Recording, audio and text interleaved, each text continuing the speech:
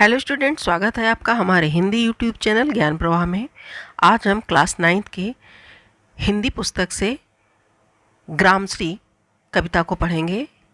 ये कविता सुमित्रा नंदन पंत द्वारा रचित है।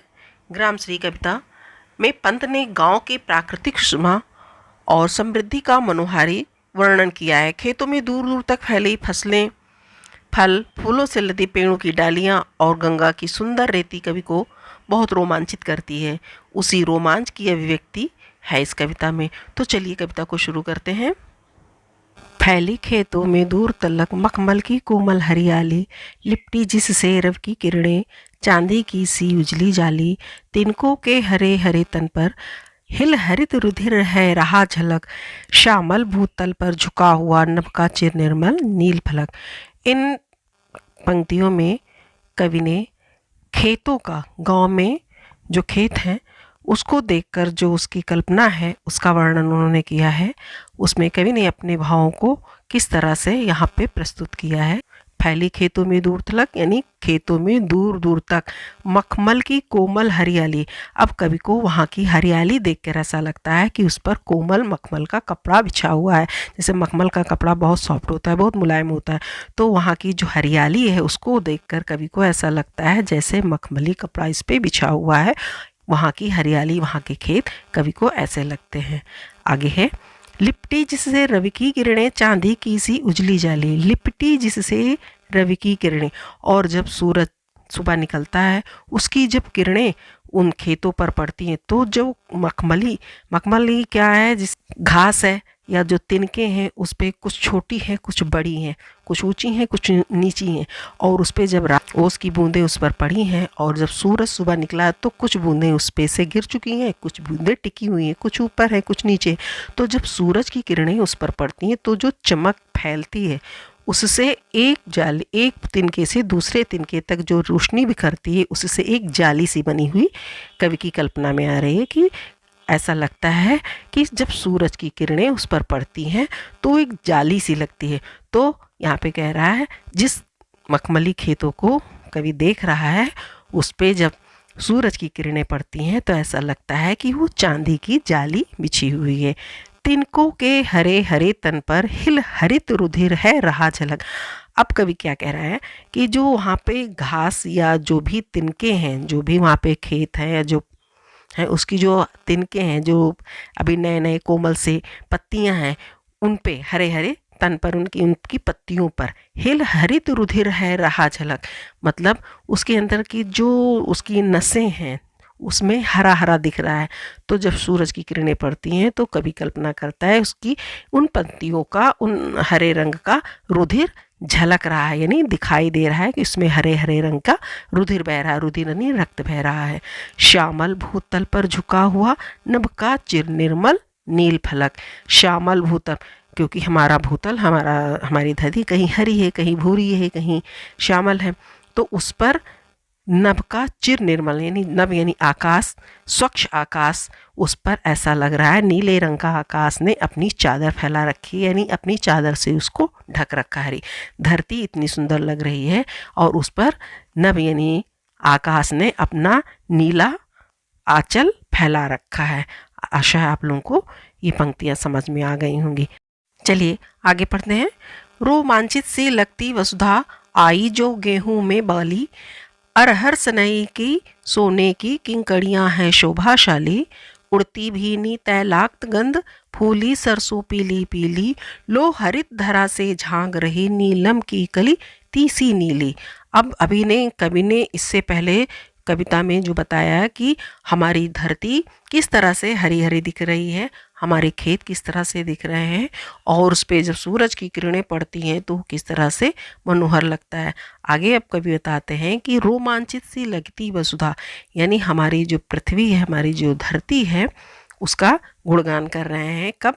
जब उसमें आई जो गेहूं में बाली, जब गेहूं में बालियां आ जाती हैं। अरहर सनई की सोने की किंकड़ियां हैं शोभाशाली, अरहर और सनई की भी फसलें आ गई हैं, और जब उसमें फसलें आ जाती हैं तो उसमें जो दाने होते हैं वो सोने, क्योंकि वो अरहर का दाल पीला होता है तो उसमें सोने जैसा प्रतीत होता है, और किंकड़ियां हैं शोभाशाली, उसके जो दाने हैं वो बहुत सुंदर लगते हैं। और जब वो हवा के सहारे हिलते हैं तो उसमें आवाज़ होती, किंकड़ियों की आवाज़ होती, जो बहुत ही शोभाशाली, बहुत ही मनोहर लगती है। उड़ती भीनी तैलाक्त गंध, फूली सरसों पीली पीली, उड़ती भीनी तैलाक्त गंध। और जो जो वहाँ की हवा है, जब उसमें, क्योंकि सरसों में भी फूल आ गए हैं, तो सरसों का जो फूल है और सरसों में जो फल लगते हैं, जो बीज लगते हैं, उसमें तेल की खुशबू आती है। तैलाक्त गंध यानी तेल की खुशबू आती है। वहाँ पे उसकी हवा में वही खुशबू भीनी भीनी उड़ रही है। क्यों? क्योंकि सरसों, पीले पीले सरसों के फूल खिले हुए हैं, तो इसलिए वहाँ की जो हवा है उसमें तेल की महक यानी तेल की गंध, सुगंध आ रही है। लो हरित धरा से झांक रही नीलम की कलित नीली तीसी। और ये तो वहाँ का जो वातावरण है जो सुगंधित है ही है, तैलाक तेल की महक से सुगंधित हो ही रहा है।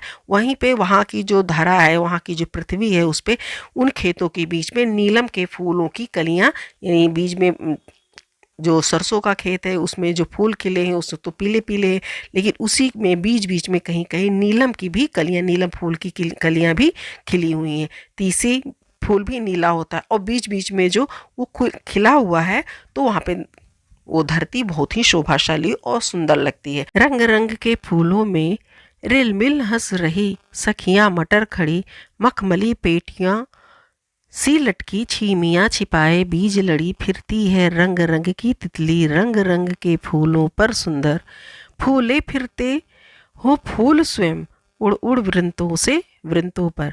अब यहाँ पर कवि को क्या लग रहा है कि अभी तो कवि ने पीले रंग के सरसों के खेतों के बारे में बताया कि फूल खिले हुए हैं, पीले पीले फूल खिले हुए हैं सरसों के, और उसके बीच में नीलम की और तीसी की कलियां बीच बीच में खड़ी हैं। वो भी तो पीला नीला रंग बिरंगा सा दिख रहा है। तो यहाँ पे कवि कह रहा है रंग रंग के फूलों में रिलमिल, कई तरह के रंगों से रिलमिल मतलब मिलजुल कर बहुत सारे रंगों के फूल खिले हुए हैं, और उन्हीं के बीच में हंस रही सखियां मटर खड़ी। और उसी में मटर की सखियां, यानी मटर सखियां मतलब, सखियां मतलब जैसे कई लोग, बहुवचन है, बहुत सारे। तो क्योंकि जो मटर की फली होती है वो एक साथ कई मटर उसमें लटकते रहते हैं, तो पूरी मटर की गुच्छे होते हैं। मखमली पेटियों सी लटकी, कैसे लटकी हुई, मखमली पेटियों से हरी हरी है, तो मखमली पेटियों सी लटकी हुई लटक रही हैं। छीमियाँ छिपाए बीज लड़ी, और उनके बीच में, उन छीमियों में बीज भरा हुआ है, तो ऐसा लगता है वो लड़ियाँ हैं, बिल्कुल लड़ियाँ से लटकती हुई रहती हैं। तो कवि यहाँ पे कल्पना कर रहा है कि जैसे वो लड़ियाँ लटक रही हैं। और फिरती है रंग रंग की तितली रंग रंग के फूलों पर सुंदर। और इतना सुंदर जो माहौल है, जो इतना सुंदर मटरों का फसल है, उस सुंदर दृश्य के आसपास जो मटर रूपी सखियां पौधों को में खड़ी मुस्कुरा रही हैं, वहीं पर सुंदरता उसको बढ़ा रही हैं। रंग रंग के फूलों पर सुंदर, यानी रंग रंग के जो रंग बिरंगे फूल हैं उन पर तितलियां मंडरा रही हैं। फूले फिरते हो फूल स्वयं उड़ उड़ वृंतों से वृंतों पर। अब यहाँ पे कवि क्या कह रहा है कि वो जो तितलियां एक फूल से दूसरे फूल पर उड़कर बैठ रही हैं, और फूल भी अच्छे अच्छे सुंदर सुंदर खिले हुए हैं, तो कवि की कल्पना ऐसी है, वो कह रहा है कि ऐसा लगता है कि फूल स्वयं, क्योंकि तितलियां भी रंग बिरंगी और फूल भी वहाँ पे रंग बिरंगे खिले हुए हैं, तो कवि कहता है कि ऐसा लगता है कि फूल स्वयं एक डाल से दूसरे डाल पर उड़ उड़ के जाके बैठते हैं, यानी उस पर विचरण कर रहे हैं। चलिए आगे पढ़ते हैं। अब रजत स्वर्ण मंजरियों से लत गई आम्र तरु की डाली, झर रहे ढाक पीपल के दल, हो उठी कोकिला मतवाली, महके कटहल मुकलित जामुन, जंगल में झर बेरी झूली, फूले आड़ू नींबू दाड़िम आलू गोभी बैगन मूली। अब इन पंक्तियों में कवि क्या कह रहा है, यहाँ पर वो बसंत ऋतु का वर्णन कर रहे हैं। बसंत ऋतु में क्या होता है, स्वर्ण और रजत यानी सुनहरी और चांदनी, इस रंग की, पीले रंग की, और पीले यानी सुनहरा और थोड़ा सफ़ेद लिए रंग की मंजरियाँ, यानी आम पे जो उसकी बौर आते हैं उसको कहते हैं, उसकी डालियाँ पेड़ उस पर लद गई हैं। पूरा पेड़ इस मौसम में आम की डालियों पर मंजरियाँ आ जाती हैं, यानी बौर आ जाते हैं, वो उनसे भर जाते हैं। और झर रहे ढाक पीपल के दल, दल मतलब पत्ते, ढाक और पीपल पेड़ों के नाम है, तो इनके पत्ते हैं वो झड़ने लगते हैं। इस मौसम में पीपल के पत्ते झड़ने लगती हैं और इस मौसम में फिर क्या होता है, कोकिला यानी कोयल मतवाली होके, यानी कोयल मतवाली हो चुकी होती है और वो एक डाल से दूसरे डाल पर, एक पेड़ से दूसरे पेड़ पर जा जाके कू कू की आवाज़ करती है, यानी मतवाली जो आती बहुत खुश होती है।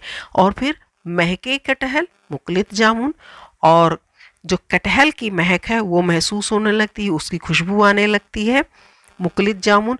और जो जामुन है जो अधकचे होते हैं वो धीरे धीरे अब पकने लगते हैं। मुकुलित मतलब अधकचे, जामुन पकने लगते हैं। जंगल में झरबेरी झूली, और जंगल में झरबेरी बेर जैसा फल होता है उसमें वो भी लद गए हैं, वो भी झूलने लगता है, मतलब उसमें भी जब वो पक जाते हैं तो वो लटकने लगते हैं, तो वो झरबेरी झूल रही है। फूले आड़ू नींबू दाड़िम, और हरे हरे खेतों में अनेक प्रकार की सब्जियां उगाई हैं, जैसे आड़ू, नींबू, अनार, आलू, गोभी, बैगन, मूली, कभी को ये सारी चीज़ें अब खेतों में लगी हुई दिखाई दे रही हैं। आगे बढ़ते हैं। पीले मीठे अमरूदों में अब लाल लाल चित्तियाँ पड़ी, पक गए सुनहले मधुर बेर, अवली से तरुकी डाल जुड़ी, लहलह पालक महमह धनिया, लौकी और सेम फली फैली, मखमली मटर हुए लाल, मखमली टमाटर हुए लाल, मिर्चों की बड़ी हरी थैली। अब इन पंक्तियों में कवि क्या कह रहा है, प्रकृति की सुंदरता को किस तरह से वो बता रहा है। पीले मीठे अमरूदों में, जो अमरूद का मौसम है, अब अमरूद का मौसम आ गया है, जो पीले पीले अमरूद हैं वो मीठे हो गए हैं और उनमें चित्तियाँ पड़ गई हैं, लाल लाल चित्तियाँ पड़ गई क्योंकि वो पक गए हैं। पक गए सुनहले मधुर बेर, और जो बेर है वो भी अब पीले हो गए हैं क्योंकि वो पक गए हैं तो वो पीले हो गए हैं। बेर के पेड़ भी पे जो बेर के फल लगे हुए वो सुनहरे रंग के हो गए, पक्के सुनहरे रंग के हो गए हैं। आंवली से तरु की डाली जड़ी, और आंवले के जो फल हैं उससे पूरी डालियां उसकी जड़ गई हैं। आंवले के आकर्षण के जो छोटे छोटे फल होते हैं वो उस पे लगे रहते, डालियों पे लगे रहते हैं। लहलह पालक महमह धनिया, और जो पालक है वो लहलहा रहे हैं खेतों में और धनिया की सुगंध उठ रही है।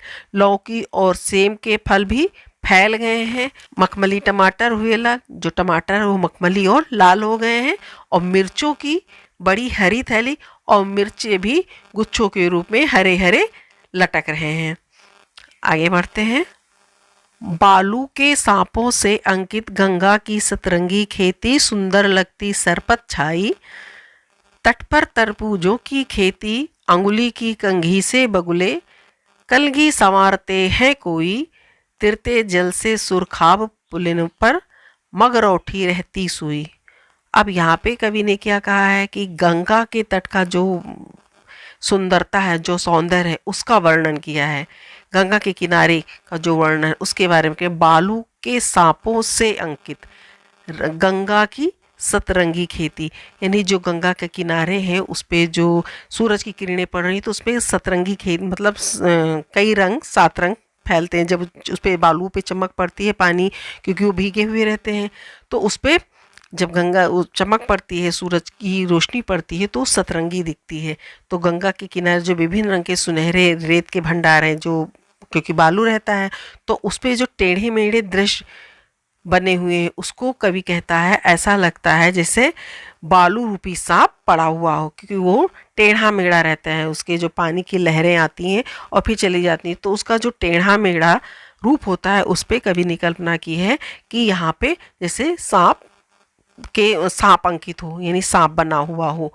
सुंदर लगती सरपत छाई, तट पर तरबूजों की खेती, और ऐसा लगता है गंगा के तट पर जो घास बिछी हुई है वो बहुत ही, सरपत यानी घास होता है, उसकी घास बहुत सुंदर लगती है, और उसके साथ ही तरबूज की खेती भी उसके जो किनारे हैं उसकी सुंदरता को बढ़ा रहे हैं, बेहद सुंदर, बहुत सुंदर लगते हैं। अंगुली की कंघी से बगुले, और जो बगुले उसके किनारे किनारे पानी के किनारे बैठे रहते हैं तट पर, वो अपने पंजों से अपनी कलगी को संवारते हैं, अपने एक पैर उठा के और अपनी कलगी को संवारते ठीक करते हैं, ऐसा लगता है जैसे वो कंघी कर रहे हों। और गंगा के जल में जो चक्रवात चक्रवाक जो पक्षी होता है, सुरखा पक्षी होता है, वो तैरते रहते हैं और उसी के किनारे मोगरौठी पक्षी वहाँ पे अलसाया हुआ, विश्राम करता हुआ, सोया हुआ पड़ा दिखाई दे रहा है।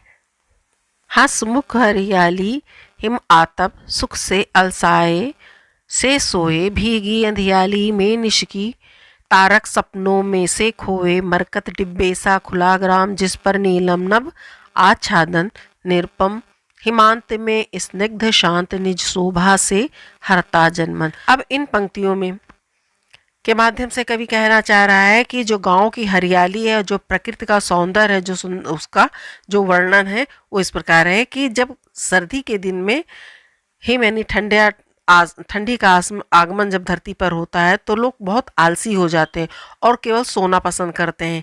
तो कवि को लगता है कि सब लोग आलसी होकर ठंडी के मौसम में सोए हुए हैं और भीगी अंधियाली में निसी, क्योंकि रात में तब ओस पड़ती है तो उसमें सब कुछ भीगा भीगा सा लगता है, यानी रात पूरी तरह से भीगी हुई लगती है।